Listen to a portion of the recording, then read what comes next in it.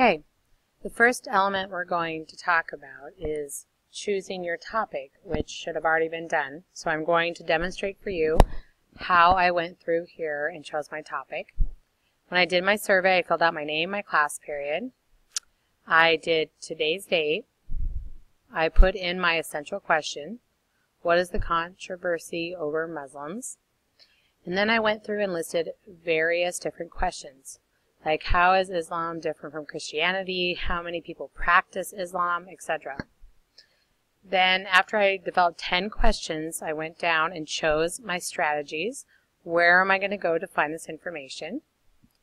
After which, I put down how I was going to evaluate my sources, the relevance, the currency, the accuracy, and the authority. After that, I checked everywhere I'm going to use to get my sources. And then for my keywords, I just went ahead and I copy and pasted all those questions from above because that's ultimately what I'm going to be researching. Then I put that I'm going to take notes in Google Docs and I'm going to be using the Scribble app and toolbar. I'm going to make a works cited page and creating a multimedia presentation.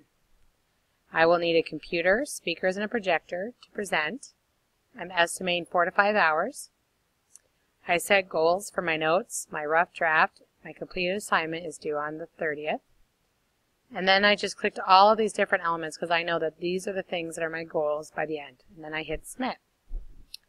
Once I've done that, it should send me an email with my responses, but as you guys know, it doesn't necessarily do that.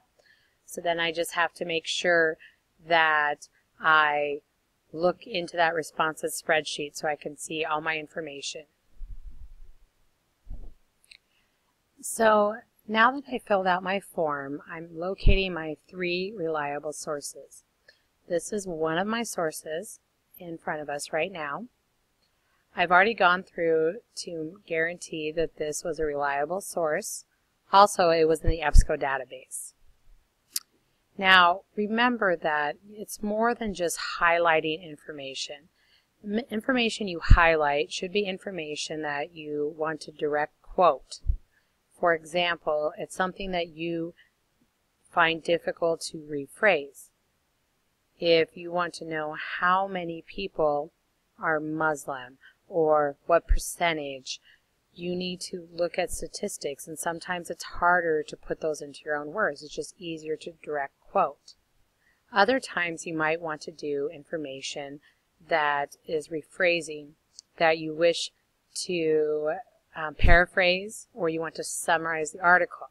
So, to demonstrate, as I'm reading this article, there's some information here where it says, despite the common perception that most Muslims are Arab, only 12% of American Muslims are from the Middle East, and African American Muslims comprise of 17% of Muslims in America.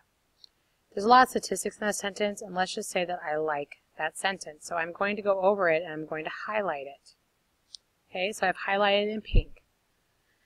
But later on, if I find a paragraph that has a lot of interesting information that I might want to use in my final product, then I might go down to it and start to read. This one's talking about September 11th and how things have changed. And I like what's happening in this paragraph. So what I could do is I could highlight over top of that, just that paragraph. Sorry, I went too far. And then I can do a sticky note. Now over here, even though I'm not doing it right now, I would type a paraphrase of this paragraph. And remember, a paraphrase should be about the same length as the original paragraph. So obviously mine would be quite a bit longer than just this one sentence, but I'm showing you this is what I would type over here. And then after I click out of it, it's there. So you can use this tool to paraphrase directly on here for Scribble. Now, if you're using just Google Docs, you still have to go through that same process. You have to make sure that you are going through and getting direct quotes, paraphrasing, and even at the end of the article, you could do another sticky note that summarizes everything that's going on. I mean, you can go to that conclusion and read what the conclusion says of your article, and then you can kind of put it into your own words.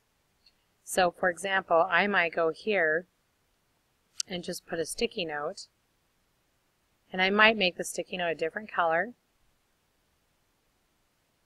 So let's say that here, I change the color, or I delete this so I can make it a different color, because I don't want it to look like my paraphrase sticky note, and I do green instead. And here I would type a summary. So you have to really read your articles, take time. You only have to have 3. So take time to actually read through them. Now remember, if you click on the word Scribble, it will take you to your Scribble library where you can click Sign In. And you can see what you have added. So obviously this is my new one. And if I click it, I can click on this link and get back to it. I can also do Create Bibliography and see the citation. That's how it's cited. I can click on this Copy to Clipboard and put it into my Google Docs however I want to, but I want to make sure that I'm reading the article thoroughly and pulling out the information I want. And I have to remember where that information came from. I have to be able to cite it within my actual product, and I will show that to you now. So now I am within my Google document. The title of that Google document is Research Project Sources and Notes. Remember, if you go to your add-ons, you can go to Scribble Writer and Start. It's going to open up over here on the side.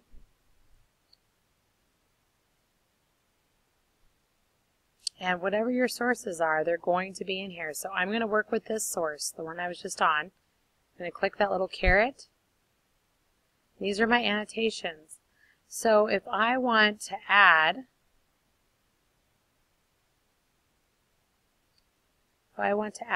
this quote into there, I can hit plus. So let's say I'm going to put the quote there. I hit Insert Quote. It's going to pop up, and it's even cited for me.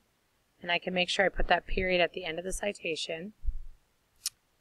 And this here is a 2. I'll just take away that. It's going to look like this. This is my direct quote from the source.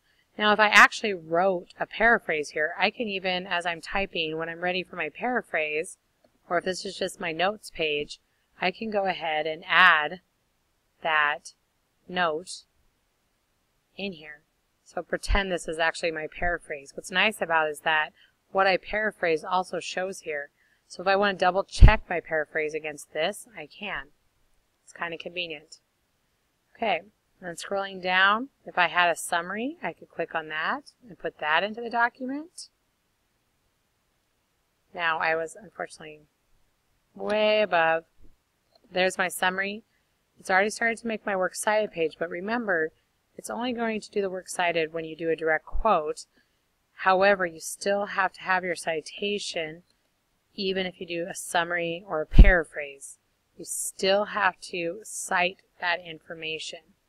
So if I go back up to the top here, after my paraphrase for this source, all I have to do, if I wanted to, is copy this citation and put it after it. So even in my notes, I should make it very clear where I got all my information from.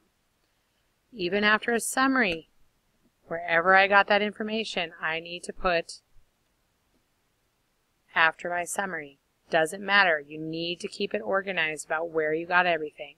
You need to have those quote marks if you're directly quoting it. If it's in your own words, you still have to give credit to where you received that information.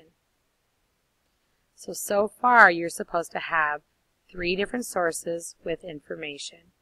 You should be trying to do direct quotes, paraphrases of a paragraph, and a summary for the end of the article or item that you used for your sources.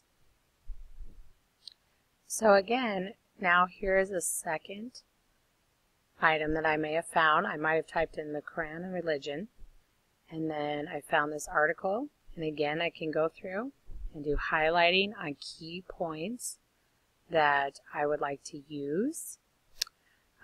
Perhaps I want a sticky note, for example this one, and maybe there is where I want to write a paraphrase. because this talks about the history.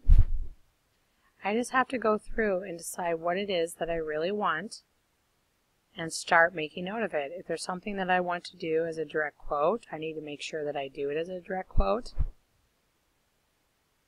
and highlight it. And I start getting more and more information. And again, when you go to that Scribble library, you're going to be able to locate those sources. And then again, you could put them into that Google document. So what I'm really trying to stress here is reading the article, making a concerted effort to do direct quotes of things that you find difficult to rephrase, doing a paraphrase in your own words, take a paragraph, put it into your own words of what you learned, and then after you read the article, write a summary of what you've learned. Don't say I or anything like that, just a summary of the main points. Remember those key points, kind of like what we did with the gorillas. You can go through and you can start highlighting just key terms, words that stick out to you. You could pick one certain color for doing that, and you can go through and start trying to identify all those important elements that you would want to have in that summary that's important for the overall effect.